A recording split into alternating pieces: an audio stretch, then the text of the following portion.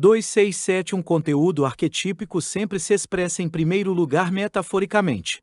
Se falar do sou e com ele identificar o leão, o rei, o tesouro de ouro guardado pelo dragão, ou a força vital de saúde do homem, não se trata nem de um, nem de outro, mas de um terceiro desconhecido, que se expressa mais ou menos adequadamente através dessas metáforas, mas que para o intelecto é um perpétuo vexame, permanecendo desconhecido e não passível de uma formulação. Por essa razão, o intelecto científico sempre sucumbe de novo a tendências iluministas, na esperança de banir definitivamente o fantasma do inexplicável. Não importa se esses esforços são chamados de evimerismo, apologética cristã, iluminismo no sentido estrito da palavra, ou de positivismo, sempre haverá oculto por trás um mito em roupagem nova e desconcertante que, segundo o modelo arcaico e venerável, lhe dava um cunho de conhecimento definitivo.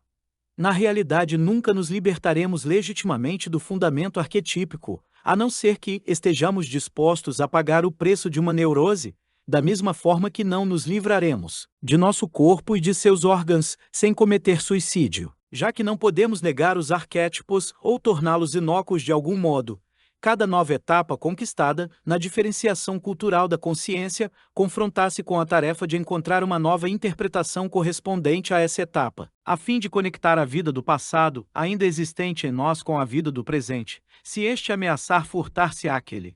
Se esta conexão não ocorrer, cria-se uma consciência desenraizada, que não se orienta pelo passado, uma consciência que sucumbe desamparada a todas as sugestões, tornando-se suscetível praticamente a toda epidemia psíquica, com a perda do passado, tornado insignificante, desvalorizado, impossível de recuperar seu valor, também se perde o Salvador, pois este é o próprio insignificante, ou dele surge.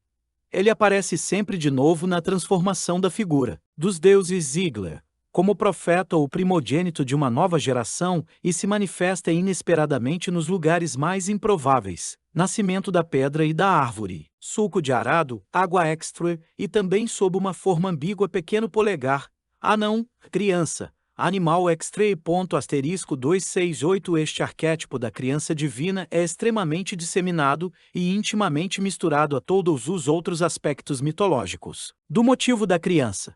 Não é necessário aludir ao menino Jesus, vivo ainda, que na lenda de Cristóvão mostra também aquele aspecto típico de ser menor que pequeno e maior que grande. No folclore, o motivo da criança aparece sob a forma de anões, elfos, como personificações de forças ocultas da natureza. A figura do homenzinho de metal do classicismo tártaro também pertence a essa esfera, homenzinho que animava até a Alta Idade Média as galerias das minas por um lado, e por outro representava os metais alquímicos e principalmente o mercúrio renascido em sua forma perfeita, como hermafrodita, Filis sapientiae ou como infans noster. Graças à interpretação religiosa da criança, alguns testemunhos da Idade Média foram conservados, mostrando que a criança não é simplesmente uma figura tradicional, mas também uma visão vivenciada espontaneamente enquanto irrupção do inconsciente.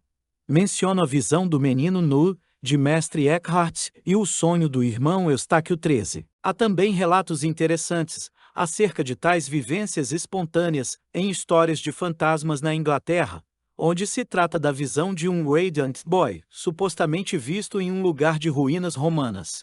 Tal figura é tida como de mau agouro. Até parece tratar-se da figura de um puer aeternus, que se tomou desfavorável através de metamorfoses, portanto ele participou do destino dos deuses da antiguidade germânicos, os quais se tornaram cruéis. O caráter místico da vivência também é confirmado na segunda parte do Fausto de Goethe, em que o próprio Fausto se transforma no menino e é admitido no coro dos meninos abençoados, isto como fase larvar do Dr. Mariano.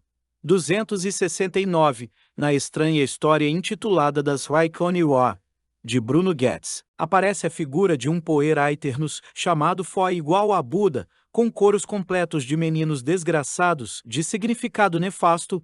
É melhor deixar de lado fatos contemporâneos.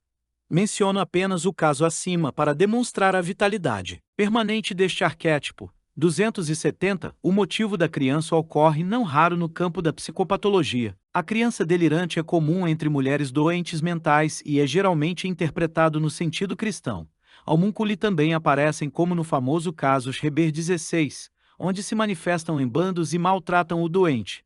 Mas a manifestação mais clara e significativa do motivo da criança na terapia das neuroses dá-se no processo da maturação da personalidade, induzido pela análise do inconsciente, que eu denominei processo de individuação. Trata-se aqui de processos pré-conscientes, os quais passam pouco a pouco, sob a forma de fantasias mais ou menos estruturadas, diretamente para a consciência, ou se tornam conscientes através dos sonhos ou, finalmente, através do método da imaginação ativa. Estes materiais contêm abundantes motivos arquetípicos, entre os quais, frequentemente, o da criança. Muitas vezes, a criança é formada segundo o modelo cristão, mas mais frequentemente ela se desenvolve a partir de níveis antigos não cristãos, ou seja, a partir de animais ctônicos, tais como crocodilos, dragões, serpentes ou macacos. Às vezes, a criança aparece no cálice de uma flor, sai de um ovo dourado ou constitui o ponto central de um mandala. Nos sonhos, apresenta-se como filho ou filha, como menino, jovem ou uma virgem. Ocasionalmente parece ter origem exótica, chinesa, indiana, de pele escura ou mais cósmica sob as estrelas, ou ainda com a fronte cingida por uma coroa de estrelas, filho do rei ou de uma bruxa com atributos demoníacos. Como um caso especial do motivo do tesouro difícil de atingir, o motivo da criança é extremamente mutável, assumindo todos os tipos de formas possíveis: pedra preciosa, pérola, flor, vaso, ovo dourado, quaternidade, esfera de ouro. Extui pode ser intercambiada com essas imagens e outras, simiele HANT is.2. A psicologia do arquétipo da criança. O arquétipo como estado pretérito 271 no que diz respeito à psicologia do motivo ou tema da criança. Devo ressaltar que toda afirmação que ultrapasse os aspectos puramente fonomênicos de um arquétipo expõe-se necessariamente à crítica acima expressa. Em momento algum devemos sucumbir à ilusão de que um arquétipo possa ser afinal explicado, e com isso encerrar a questão. Até mesmo a melhor tentativa de explicação não passa de uma tradução mais ou menos bem-sucedida para outra linguagem metafórica. De fato, a linguagem nada mais é do que imagem. Na melhor das hipóteses, sonha-se a continuidade ao mito, dando-lhe uma forma moderna. O que quer que uma explicação ou interpretação faça com o mito, isso equivalerá ao que fazemos com nossa própria alma, e haverá consequências correspondentes para o nosso próprio bem-estar. O arquétipo, e nunca deveríamos esquecer-nos disso, é um órgão anímico presente em cada um. Uma explicação inadequada significa uma atitude equivalente em relação a este órgão, através do qual este último pode ser lesado. O último que sofre, porém, é o mau intérprete. A explicação deve, portanto, levar em conta que o sentido funcional do arquétipo precisa ser mantido, isto é, uma conexão suficiente e adequada quanto ao sentido da consciência com o arquétipo deve ser assegurada. Este último é um elemento da estrutura psíquica, representando, portanto, um componente vitalmente necessário à economia anímica. Ele representa ou personifica certos acontecimentos instintivos da psique primitiva obscura, das verdadeiras, mas invisíveis raízes da consciência.